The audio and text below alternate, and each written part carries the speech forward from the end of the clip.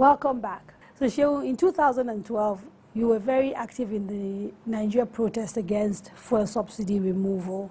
Last year, you also took to the streets to ask for the return of abducted girls in Chibok, schoolgirls that were taken by Boko Haram.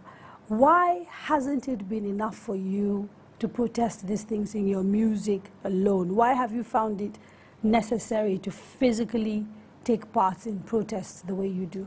That's how I was brought up. I was brought up to follow up what we say with what we do. My father was on the streets, my uncle was on the streets, my grandmother was on the streets, Nkrumah was on the streets, Lumumba was on the streets, you know, so I don't see... Is it just because this is inheritance, or is it because it's a deeply held belief? Because I believe in, that's what I'm saying, because I believe in what I'm saying. I'm just saying it because, you know, so the only way to show that you believe in what you're saying is to put yourself on the line when the time comes to prove that you believe in what you're saying. Now, in the run-up to our elections, which were a few weeks ago, there was many attempts to get to drag you into the mix. Elections have come and gone. General Muhammadu Buhari has won. He's the president-elect. What is your reaction to his victory? Well, you know, I think his victory is the stabilization of Nigerian, of the politics and our society in general. I think the last 6 years, we've been completely lost and without direction in Nigeria. So would I be right in saying, despite the fact that prior to the elections, you talked about the suffering caused by General Muhammadu Buhari to your family personally, you think Nigeria got the best outcome in these elections? Well, Nigerians made their choice, and, you know, that's what democracy is all about. And even in that, my statement, I still said, you know, the fact that a man like Buhari became the choice of Nigeria is the biggest indictment on the Goodluck Jonathan administration. That, you know, you are so bad, people choose Buhari. I mean, that's just all you have to say. Lot, yeah? That's just all you have to say. Now, let me quote you something you said. You said about Buhari denied me the chance of seeing my father in the early stage of my life. He arrested and detained Fela in Kirikiri for the same number of years I was growing up without a father. Can you ever forgive him? Well, you know, for me, you know, I don't think my forgiveness or lack of forgiveness affects him in any way, shape, or form. What matters is that he should rule Nigeria properly. He should be the president that everybody expects him to be. You know, him forgiving me or not, you know, my forgiveness to him is irrelevant. You know, I don't see any reason why I really want to have anything to do with him, you know, except it has to do with Nigeria. You know, I don't see why I would want to have any personal relationship with him. I don't see why he would want to have any personal relationship with me.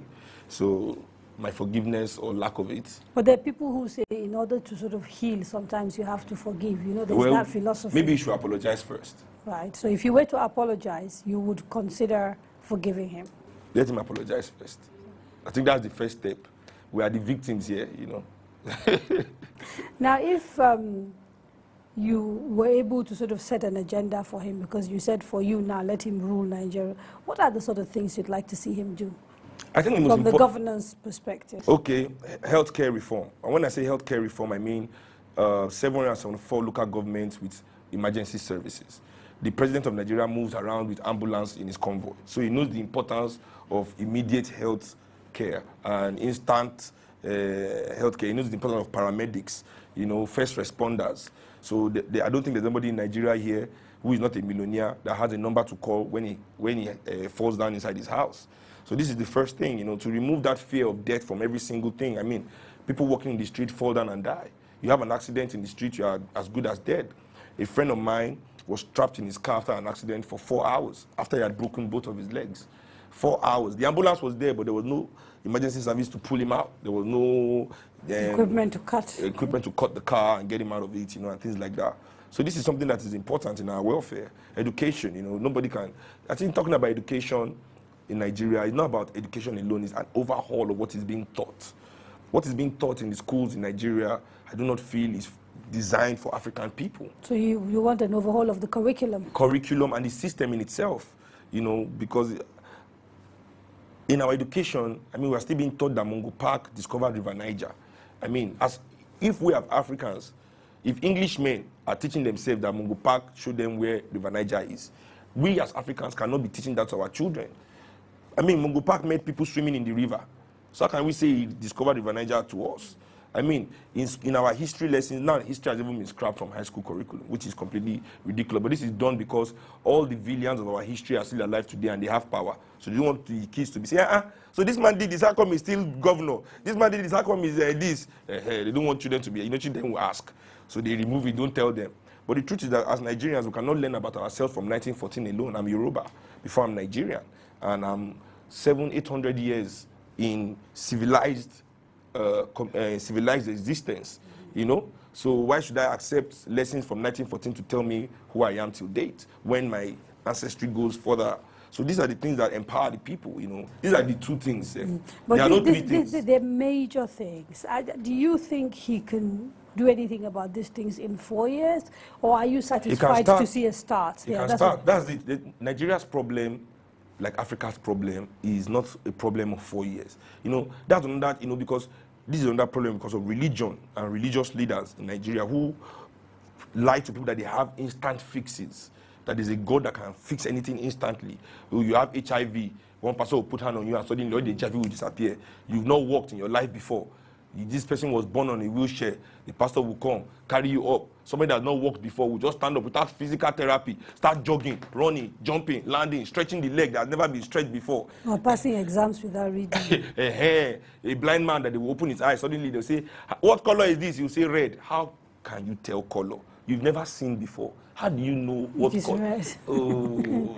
So this culture of instant fixes have been inculcated in our mind by charlatans, con men, who play on the ignorance and desperation of the people, to get money off them.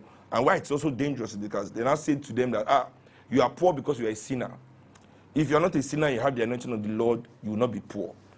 It stops the rich from giving to the poor. It stops rich people from helping motherless babies, donating in bulk to motherless babies, to widows of veterans who have died in battle for Nigeria. Lots of charity things, free hospitals, free schools. Nigeria has so little of this kind of charity sponsored by rich people because they take all the money and they give it to men of God. I know you have very strong So these are the things views. I feel that. So this is what Nigerians need to realize, that maybe in their personal lives there can be immediate fixes by miracle, but when it comes to national building, there has to be sacrifice. We as the people have to also sacrifice. It's not only the government, but before we as the people sacrifice, the government must lead the way. So we need to see a government that can inspire the people. That's just basically what I feel. We need leadership in Africa, not just in Nigeria, that inspires the people. Not enough of all this puppeteerism or looking up to the West, being controlled by multinationals and money bags. It's high time Nigerians now deserve, and Africans, we deserve a government that cares about its people. I think it is also, a price we have to pay for. Are you looking around? Are you optimistic that there's a generation that is coming up that perhaps is not ready to accept the status quo the way maybe someone like us, my generation did? I think what causes when people reach breaking point, nothing can be done about it. That's basically what it is. The opulence of the rich is so much right now, is in everybody's faces. In your generation, it was not so much in the face of the people. So they could still say, there's no money, and people will believe because they hide it so much.